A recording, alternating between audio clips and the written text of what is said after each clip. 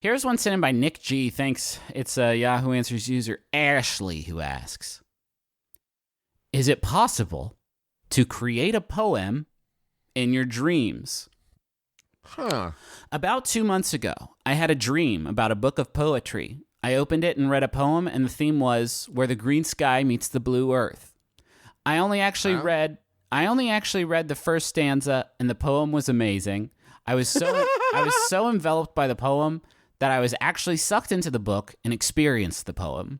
Okay. I've searched and searched, but I can't find a poem about a green sky and blue earth. I really didn't think it was possible to create literature in a dream, but now I'm not so sure. I really want to find that poem. Is it possible to write a poem in a dream? If anyone can help me or at least point me in the right direction, that would be great. I dreamt a poem. It seemed a little long and a little tough, and I had, some nude parts of the dream I wanted to get to, so I did only read the first stanza, but it was amazing. I was so enveloped by the first stanza, which was all I allowed myself to read because of how boring it was. I was sucked into the book and experienced this green sky and blue earth firsthand. Holy shit. Why is the sky green in this? It's a fucking dream poem. There are two answers to that, Travis. One, it's a poem. Two, it's a dream. Yeah, but even in a poem, you're not like, look at that, I don't know, purple tree, and it's like, oh, you're nailing it with this poem thing. You're like creating some very wild boundaries around what poems can have. Poems can do pretty much whatever, but if they get the color of the sky wrong, it's like next. Yeah. Next That's poem, a fact. please. That's not about creating art and your beautiful, I don't know, rhymes or not rhymes. Come on, poems. Come on, not rhyming. Anybody can not rhyme things. But then you're also like making the sky green? What are you talking? And Earth is brown.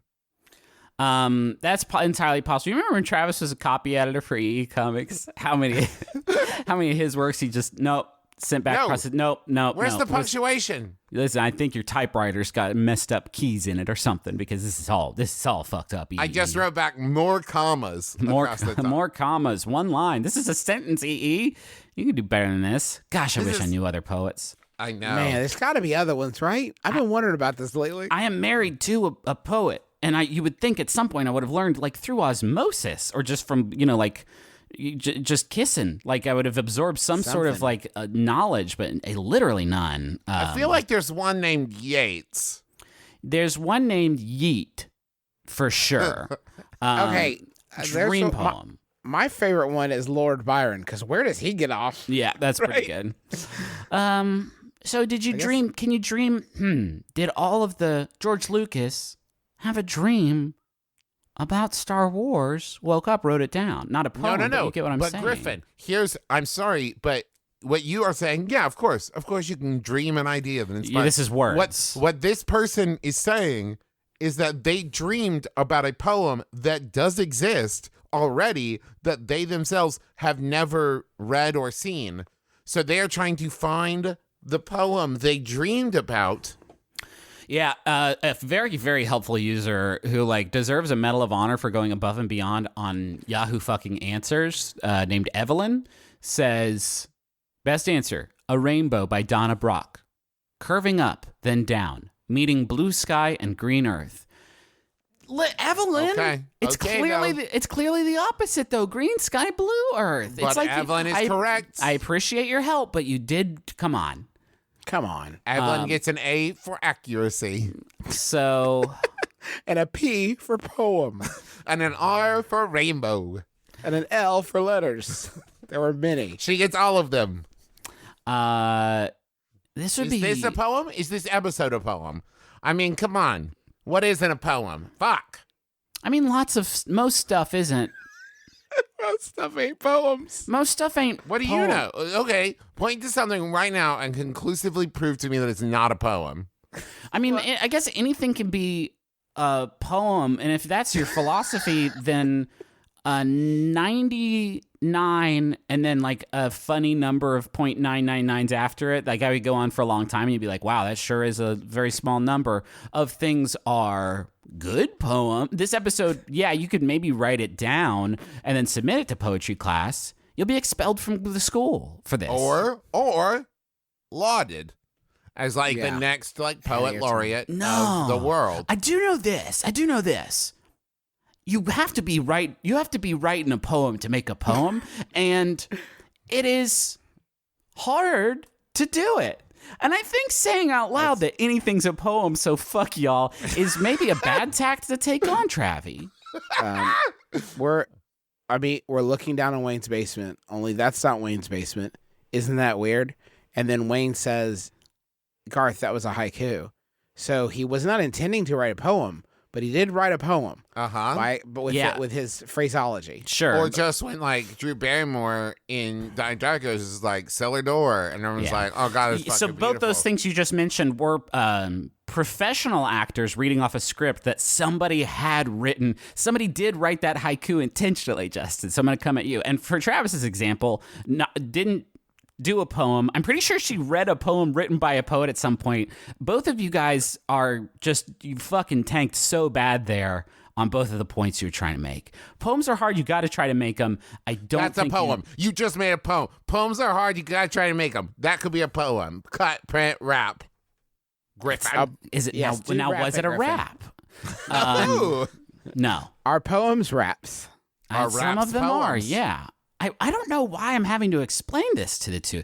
It doesn't seem like the sort of taxonomy of these things is too difficult to understand. I feel like as someone who is married to an appreciator of poetry, you, Griffin, are wanting to put a lot of bounds on what is and ain't poems. And I think what Travis and I are saying is very empowering. Yes. Because what we're sort of saying is, who knows? Yeah, You know what I mean? sure. We I don't wanna think, put- I think this is a scenario, Griffin, where when this episode goes up, poets will actually be coming at you. Yeah, Oh, Trying okay. to limit their creativity, where I'm saying literally everything is a poem and anything could be a poem, and you're like, no, a poem's got to be like this. Well, and you're don't- like old man poet Well, I who's don't- trying to like box them in, and I'm opening the door and setting them free. I feel like maybe I'm not putting boundaries on them because a poem can take so many forms. But what you all are saying, you're coming up and over me and saying that like fettuccine alfredo, the dish of thick food, can be a poem. Yes.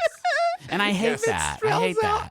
It smells stuff out with the noodles. Yes. Yeah, Or sure. maybe you do it in such a way that somebody eats it like you're a fucking noodle poet, Derek. Yeah, the cream spills on the Olive Garden table and the sunlight shining through it makes a prism on the floor, and you point down at that and say, look, everyone, a poem. Look before That's it goes a poem. away. Yes. It's a pasta poem. All right. I'm just saying that maybe, as always, I'm right and you're wrong. I'm just saying I think what Travis and I are saying is maybe poems are a collection of letters and spaces and punctuation. Maybe they're a collection of glutens and dairy products. Yes. And peppercorns. You know what I mean? Like it Yeah. could be whatever. You're talking about discovered poems. I'm talking Yes. about undiscovered poems. Like, I'm looking at the periodic table of poems, and you're looking at the first two lines, and I'm saying maybe there's even more squares and lines of poems that we haven't even discovered yet. Griffin is okay. Griffin didn't know about undiscovered poems. Yes. The problem with a lot of poems. Let me clear this up for Griffin, Travis, if I might be so bold. Please do. Yeah, I'm obviously having some trouble here. The problem with a lot of poems is that people haven't realized that they're poems yet. Correct. So the hard work, a lot of people write poems and it's almost like wasteful because there's lots of poems out there already Yeah. that we just haven't sort of unearthed yet. You know what I mean? That are Yes. just waiting That's to be true. discovered. And I guess, it's not like anybody's ever kicked in the door to Plowshares and said, hey, here's a fettuccine Alfredo. Print this, you fucking cowards. So, Yes. yeah, that's fair.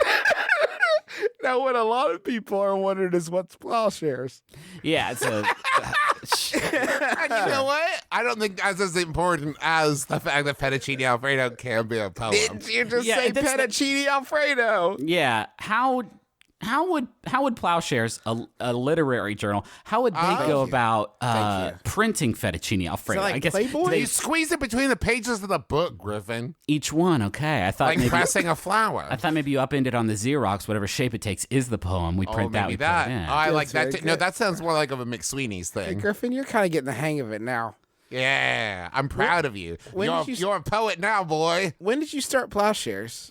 I didn't even know about it. Yeah, I was doing a weed in the 70s and eating the most delicious bowl of not fettuccine Alfredo, but in that family, sort of a carbonara situation. Yeah. And I let out a hearty burp. My friend Tim said, "That's a poem," and so the rest is history, baby. Burp into this book, quick. Yeah, I burped into the book. I burped all my secrets into it. Tim said, "That's a poem. Quick, slam the book shut before the burp poem gets away."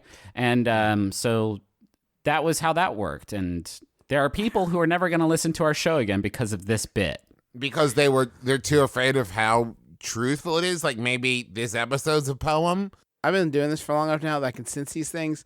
I feel like there are some people that have gone beyond mad and found emotions somehow beyond mad, which hopefully will be useful to them in their poetry. I've never thought of our podcast as us being the Cenobites from the Hellraiser movies, just like trying to make you experience new sort of by subjecting you to new sort of torturous body horrors by desecrating the things that you're passionate about. You can you can transcend the base emotions into something more beautiful that you can then turn into poetry. Yes. Yes.